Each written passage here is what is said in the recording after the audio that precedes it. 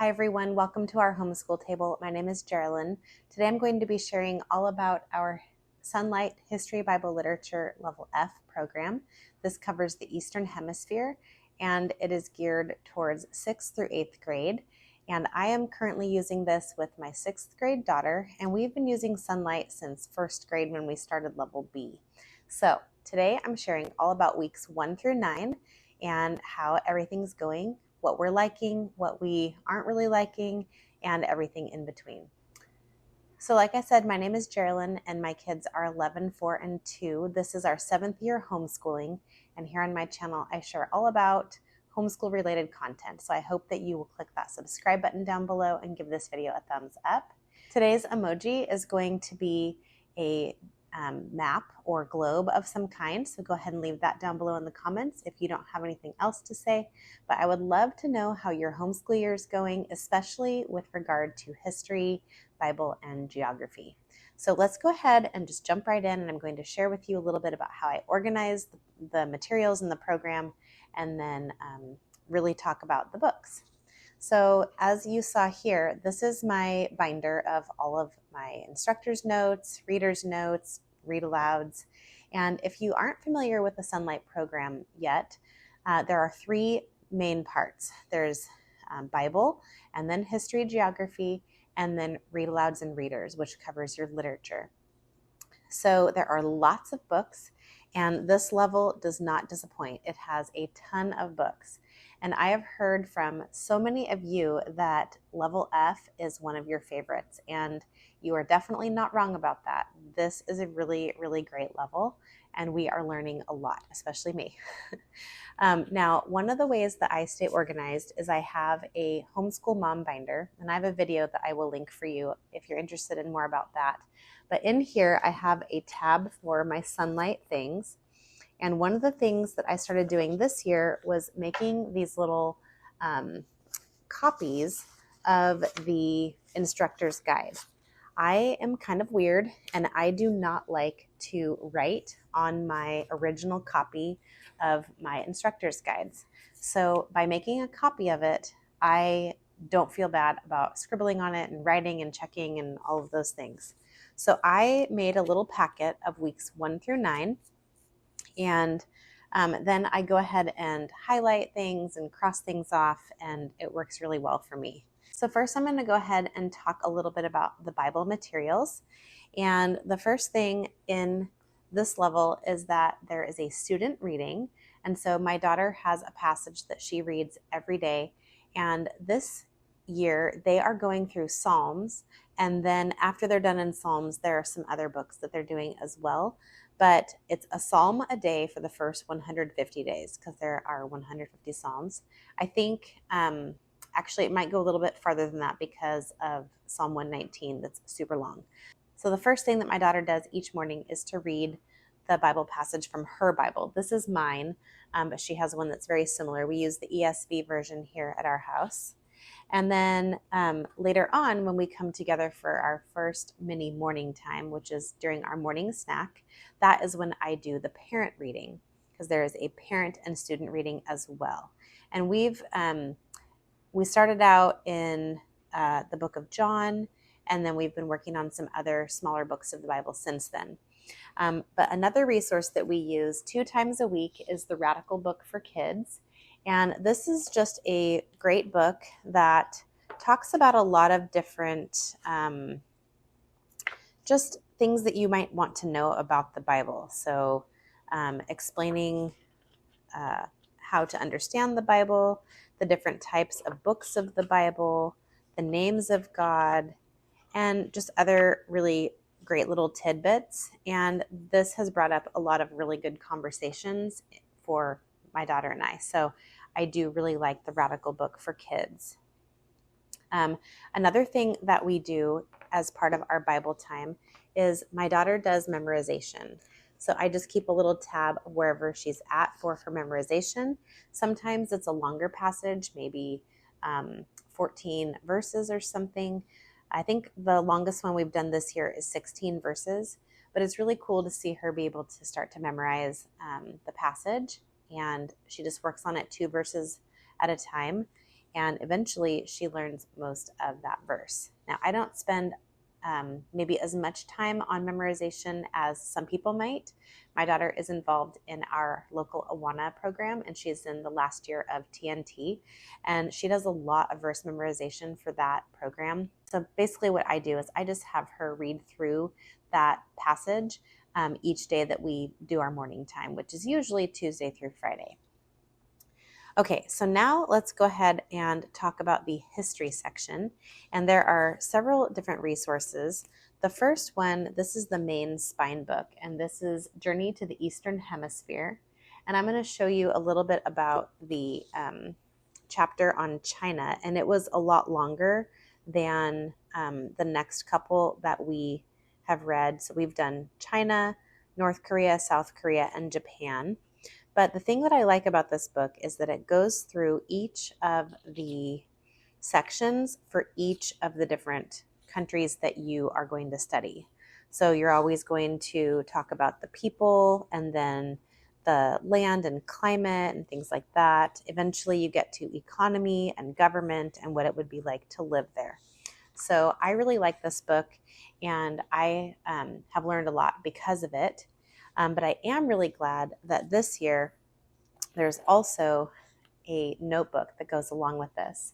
And I'll just show you the Japan section in her book. But it starts out with just a little overview, and then there's a mapping page where it gives you lots of different just things that you need to write on your map. And then there's a timeline. And so she just writes some information each day, and she hasn't complained at all about doing this, which I wasn't quite sure about when we first started, but she really likes it, and I just have her kind of summarize a little bit about what that section was about. Sorry for the strange lighting today. It's kind of a sunny day, but it's the middle of the afternoon, so it's kind of coming in on me. The next thing that we have been actually doing a really good job at is our timeline book, and we actually already had a few of the timeline figures in here from other levels that we've done. So sometimes when we get to one of the timeline figures here, we wind up not putting it in because we noticed that it's already in there, which is fine.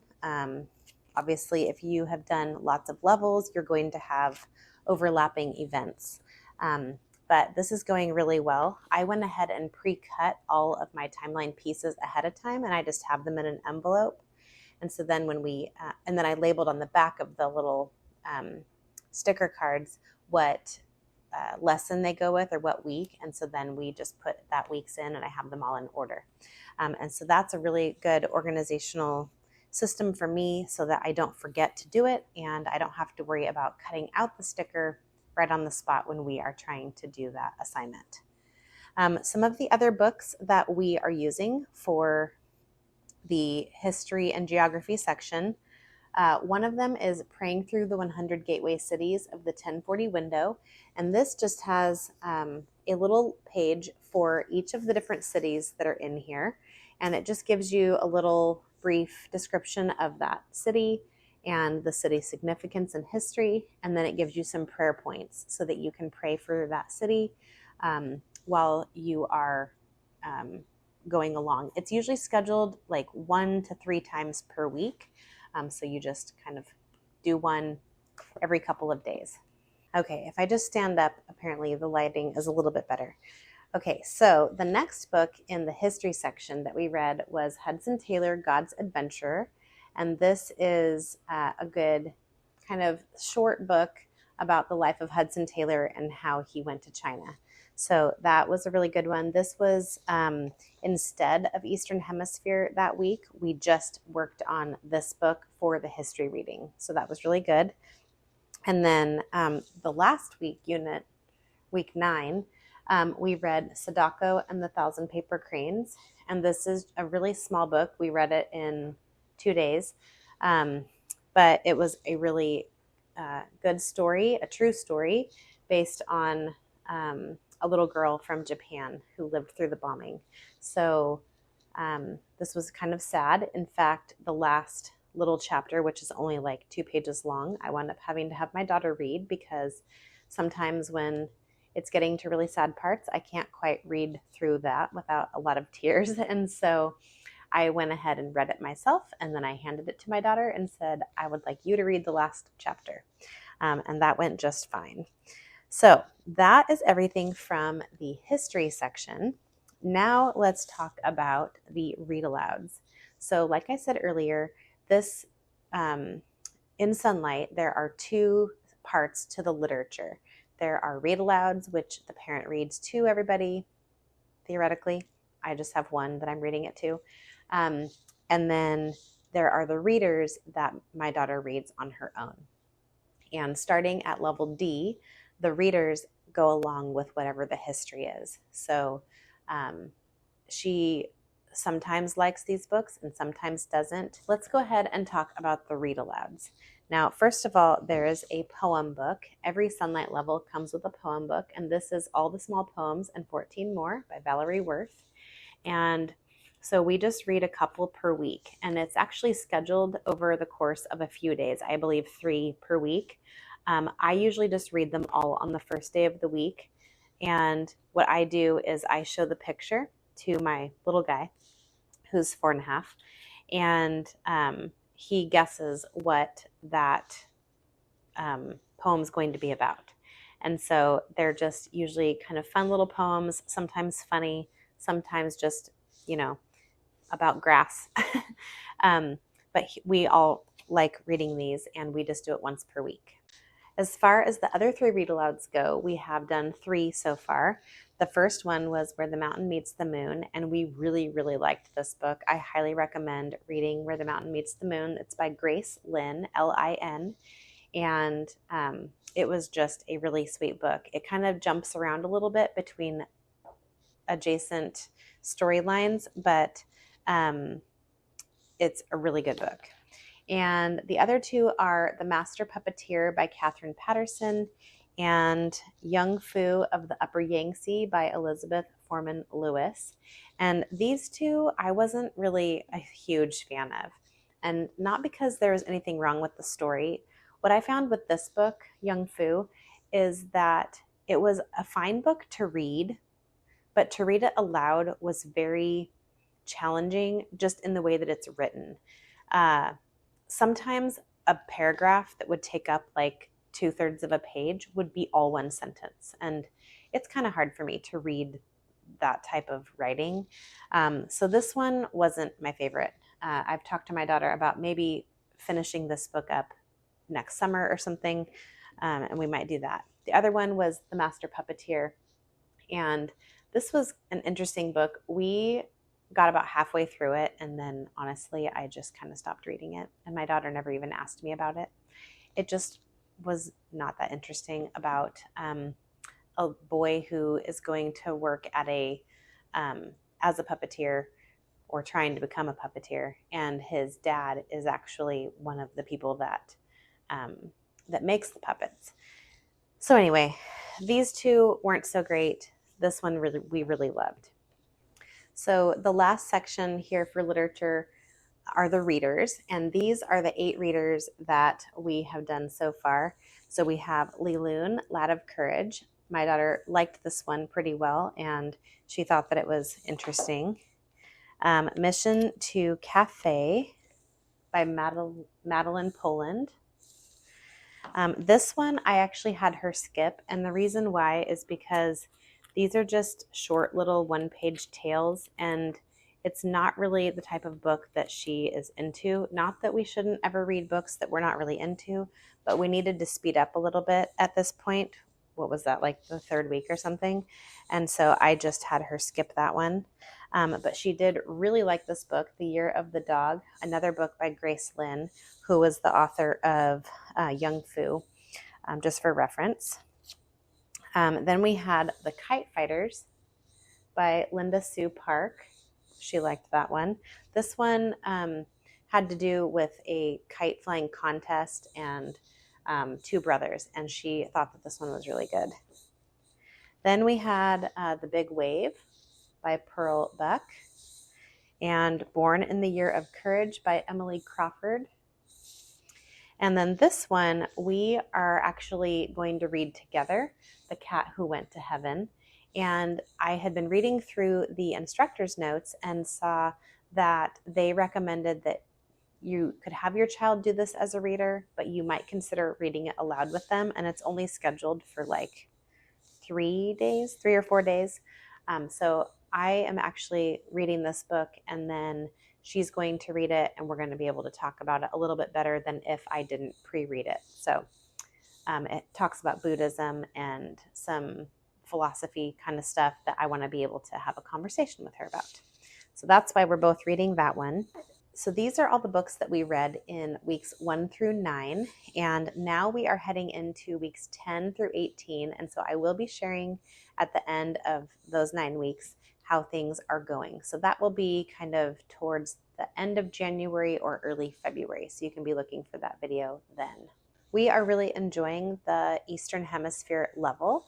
And like I said earlier, a lot of people had said that it was one of their favorite levels, and I definitely see why. There are lots of great books and lots of good information to learn. I wasn't originally sure how much I was going to like the Radical book for kids, but I did wind up really liking this book, and we're about a quarter of the way through it so far. We just do 2 of those a week, so that has been really good. And other than that, if you have any questions or comments for me, I would be happy to answer any of your questions. Like I said earlier, today's emoji is going to be a globe or map. And so if you're still here, let me know by putting that emoji down below in the comments. If you have done the Sonlight Level F before, I would love to hear what some of your favorite books are, especially if they're books that we haven't read yet, because I know that there's a lot more to come over the course of the rest of this program. We are only 1/4 of the way through it, so it is a 36-week program altogether. Well, I think that's about it for today. So if you have any questions or comments, again, please let me know down below. And otherwise, I will see you in another video. Thank you so much for hanging out with me today at our homeschool table, and we'll see you next time.